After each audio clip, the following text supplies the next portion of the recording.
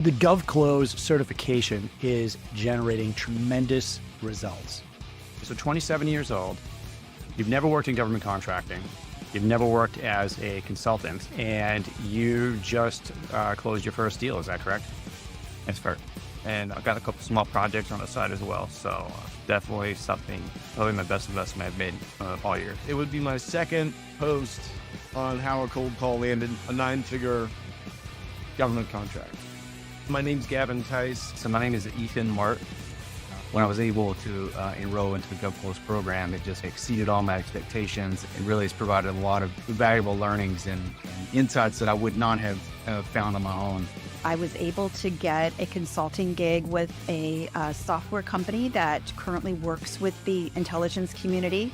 Hi, I'm Deb Diller Harris. If you want to learn how to sell to the government, if you want to learn how to start your own consulting business, if you want to learn the skills that you need to go land a 6-figure plus account executive job with big companies selling to the government, the certification program is for you. Head on over to govclose.com, check out our certification program, talk to the team.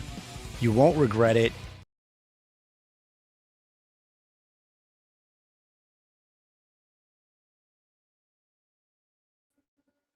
All right. Thanks everyone for joining us here. Today we're going to talk about some of the spending cuts, what they mean for small business government contracting, what's going to happen to the set-asides, if anything, and why I think there's going to be more small business spending. I'm going to tell you what we've calculated for our prediction on the average small business contracting revenue for 2025, all today. So let's get started here. First thing that we should probably address is government contract reduction in spending. And the latest I heard, especially regarding GSA, some of the spending cuts, and just want to review some of what we're hearing. So for anybody watching, GSA is a government organization, but it's also referred to for the GSA schedules, the contract vehicles, which a lot of government contracting businesses are going to use in order to sell to the government. It's something you apply for. It's not necessary to sell to the government, but some industries are utilizing GSA schedules a little more than others. So, by the way, my name is Rick Howard, former government contracting officer, managed a lot of contracts for the U.S. Air Force before coming on over to the civilian side of things and running our training and certification program, training sales teams. Also done my fair share of selling to the government and, of course, helping companies sell to the government. So right now, latest thing is GSA leadership informing their staff of 50% spending cuts. And a lot of people reaching out wondering, hey, Rick, what's going on with the schedules, right? Hey, I'm on a schedule. I just got it. Or, hey, I've been using it to sell to the government.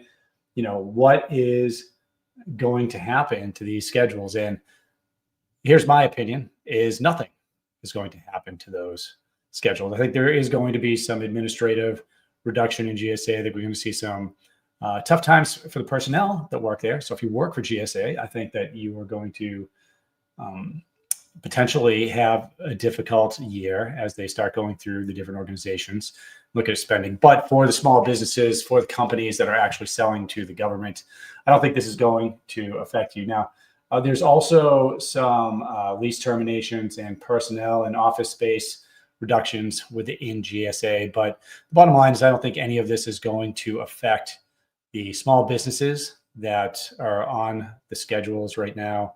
I think you're still going to be able to utilize those. In fact, things may be more streamlined after all is said and done.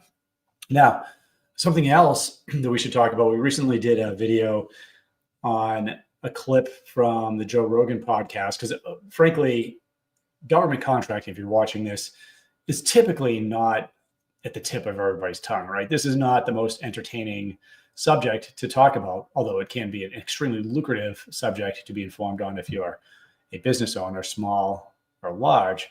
But so when we start seeing Joe Rogan talk about the different set-asides, right?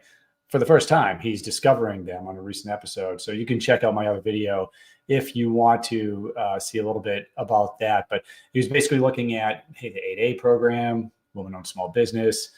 There was some commentary that some of the 8A businesses out there are feeling pressure, basically thinking that 8A may go away. Again, I don't think anything's going to happen to the set-asides. I think there may be some streamlining in utilization. I think that there may be, probably at most, maybe some change in the criteria for selection to some of these programs. And for those of you that don't know, we should probably take a step back. 8A, what is that? 8A is a set-aside. So the U.S. government, the single biggest purchaser of goods and services in the world, awards over $600 billion in contracts annually. And a percentage of those are going to small businesses. So on average, the Small Business Administration sets a 23% average for the government contracts to go to small businesses. So 23% of that spending. Last year was a record year. It was over $180 billion that went to small businesses. Now, within the small business contracts that go out, the government can set aside solicitations. So let's say the government's going to buy, I don't know, $100 million in trucks, right? Well, the government could say, hey, we're going to set this solicitation for trucks aside for small businesses, if they decided that that was going to be the criteria. And then only small businesses would be able to write a proposal and go after that truck contract. Well, there are further set-asides, right? So you could be a small business, but you could be, and these are the four main ones: 8A, woman-owned small business, service-disabled veteran-owned small business, and HubZone. Now, it's a much smaller percentage of these contracts typically that are going to be awarded. But I'll say this, I tell all companies, the certifications aren't what win you the contracts. It's you providing an amazing service, you providing an amazing product, a solution. That's the most important thing. So focus on what you're doing, what you're delivering. That's why I often am negative about some of the middleman concepts that are out there. Aside from the fact that middleman doesn't exist in government contracting, you're a prime or you're a sub.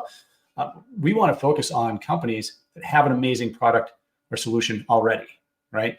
And those are the companies that we want to put on contract. That's what you want to focus on if you want to be successful. Focus on what you're selling. Make that the best solution possible, okay? Then if you have a certification, that's the cherry on top, right? That's okay.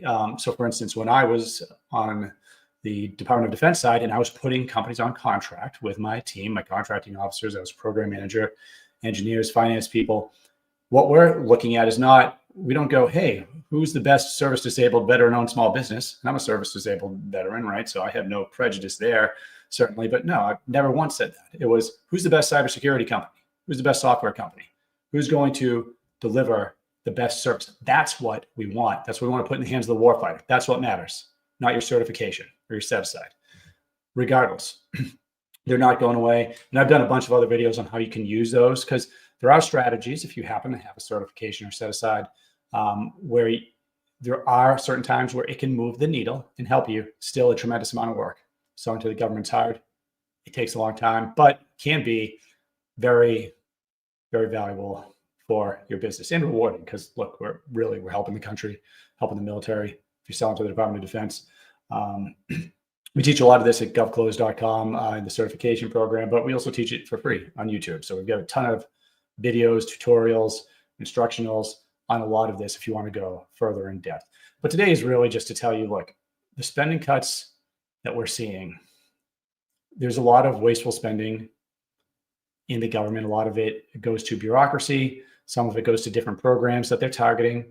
And if you're watching the news, you can see what some of those programs and what some of the agencies are that are being targeted. But for almost all of you, there's spending in a lot of different agencies that is not going away. In fact, it increases year over year. So I want to just go over what I think. And by the way, not only am I bullish on government contracting this year, but especially for small business, I think what we're going to see is the numbers going up. So let's take a look at, and I'm going to read this because we did some calculations and I put it out on LinkedIn as well. But what can you expect for fiscal year 25, which is where we are now? The government operates on the fiscal year, starts at the beginning of October, ends at the end of September, right?